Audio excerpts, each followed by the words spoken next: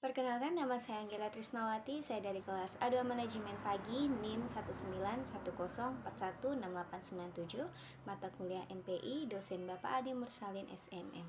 Di video ini saya akan menjelaskan materi tentang perilaku konsumen dalam lintas budaya dan perspektif internasional. Nah, yang pertama kita akan membahas tentang tinjauan budaya dan perspektif internasional. Nah, dalam pengujian terhadap faktor-faktor psikologi, sosial, dan budaya secara konsisten ditemukan bagaimana lapisan yang beragam pada masyarakat. Amerika secara umum mengkonsumsi barang-barang yang beragam pula. Jika keragaman konsumsi tersebut banyak terjadi di antara segmen-segmen yang berbeda pada satu kumpulan masyarakat, maka akan terjadi lebih banyak lagi keragaman konsumsi pada dua atau lebih kumpulan masyarakat. Agar dapat berhasil, para pemasar harus mengerti sifat alamiah dan ukuran-ukuran perbedaan di antara konsumen-konsumen dari masyarakat yang berbeda perbedaan lintas budaya sehingga mereka dapat mengembangkan strategi pemasaran terarah yang efektif untuk digunakan di setiap pasar asing yang diinginkan. Lalu, arti penting menjadi multinasional. Bermacam alasan yang menyebabkan perusahaan-perusahaan menjual produk mereka ke seluruh dunia. Pertama, banyak perusahaan yang telah mempelajari bahwa ketika pasar dalam negeri telah matang, maka satunya kesempatan terpenting untuk kelangsungan masa depan perusahaan diwakili oleh pasar luar negeri. Kenyataan ini mendorong mereka untuk memperluas batas-batas mereka dan mencari konsumen yang tersebar di seluruh dunia. Terlebih lagi, konsumen di seluruh dunia cenderung gemar mencoba produk-produk asing yang terkenal di tempat yang jauh dan berbeda. Lalu memperoleh ekspor dari kultur lain.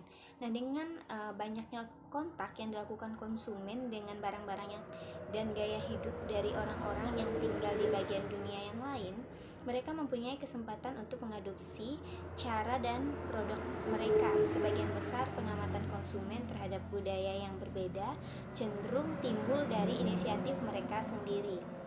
Nah, perjalanan mereka, tinggal dan bekerjanya mereka di negara asing atau bahkan perpindahan mereka ke negara yang berbeda.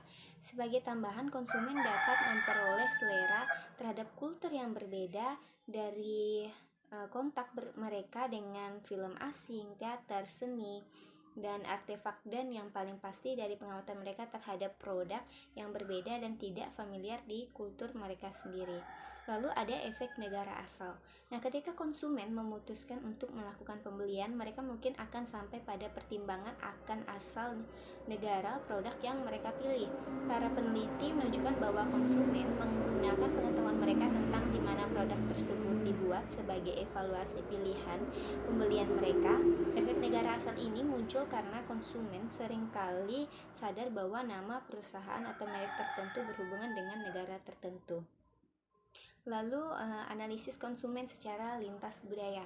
Untuk menentukan bagaimana memasuki pasar di luar negeri, pelaku pasar perlu mengadakan suatu bentuk analisis konsumen secara lintas budaya atau cross-cultural consumer analysis. Analisis konsumen secara lintas budaya ini adalah usaha untuk menentukan derajat persamaan dan perbedaan antara dua negara atau lebih. Lalu, persamaan dan perbedaan individu. Pemahaman mengenai persamaan dan perbedaan yang ada pada negara-negara sangat penting bagi pelaku pasar multinasional yang harus menyusun strategi yang tepat untuk meraih konsumen di suatu negara yang spesifik. Semakin banyak persamaan negara yang spesifik, semakin banyak persamaan antara satu negara dengan negara lain, maka pelaku pasar juga cenderung memakai strategi pemasaran yang hampir sama. Nah, sedangkan jika kepercayaan nilai dan adat istiadat dari target negara-negara jauh berbeda, maka strategi pemasaran yang lebih spesifik diterapkan. Lalu, kita akan bahas tentang efek waktu. Nah, saat akan memulai usaha baru di suatu negara, yang harus dipertimbangkan adalah pace of life atau ritme hidup yang berbeda antara satu negara dengan negara lainnya. Pace of life dapat diartikan sebagai seberapa banyak waktu yang dibutuhkan untuk mengerjakan suatu aktivitas. Lalu ada pertumbuhan global kelas menengah. Pertumbuhan masyarakat kelas menengah di negara berkembang menarik perhatian banyak pelaku pasar global yang sedang mengidentifikasi konsumen baru untuk produk mereka. Masyarakat secara global, terutama di Amerika Selatan, Asia, dan Eropa Timur dengan pendapatan per kapita 5.000 US dollar dapat dianggap sebagai kelas menengah. Masyarakat kelas menengah mempunyai kemampuan untuk membeli yang atau buying power yang cukup besar. Misalnya kelas menengah di Cina merupakan target pasar untuk TV dan juga komputer. Lalu kita akan membahas akulturasi, adalah sudut pandang penjualan yang penting. Nah, banyak pelaku pasar bermaksud melakukan perluasan internasional dengan melakukan strategi yang salah, dengan percaya bila sebuah produk disukai oleh konsumen lokal atau domestik, kemudian semua orang akan menyukainya. Sudut pandang yang biasa ini meningkatkan kemungkinan kegagalan penjualan jadi menyebar.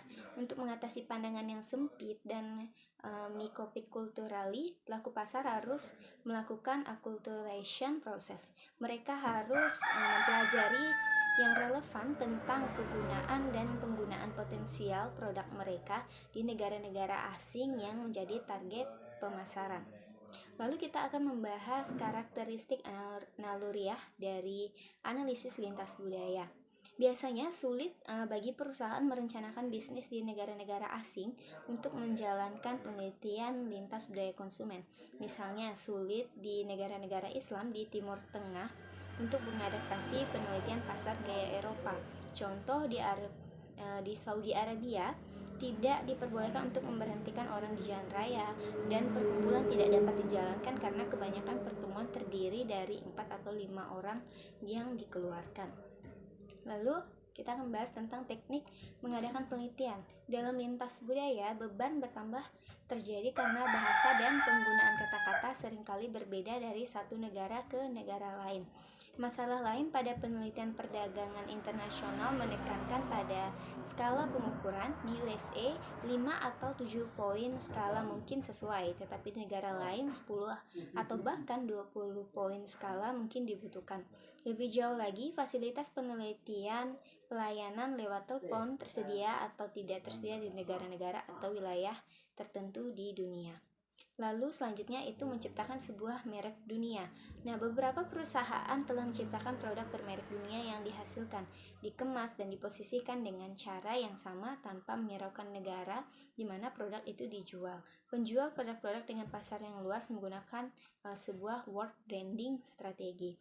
Nah, masalah yang dihadapi oleh marketer internasional. Di sini ada masalah produk, ada masalah promosi, dan masalah harga dan distribusi. Nah, apa itu masalah produk? Marketer internasional sering menolak untuk memodifikasi produknya untuk memenuhi keinginan budaya lokal. Marketer Amerika yang menjual produk makanan Jepang seringnya menemukan kesulitan yang akhirnya mengharuskan mereka mengubah karakteristik asal produknya.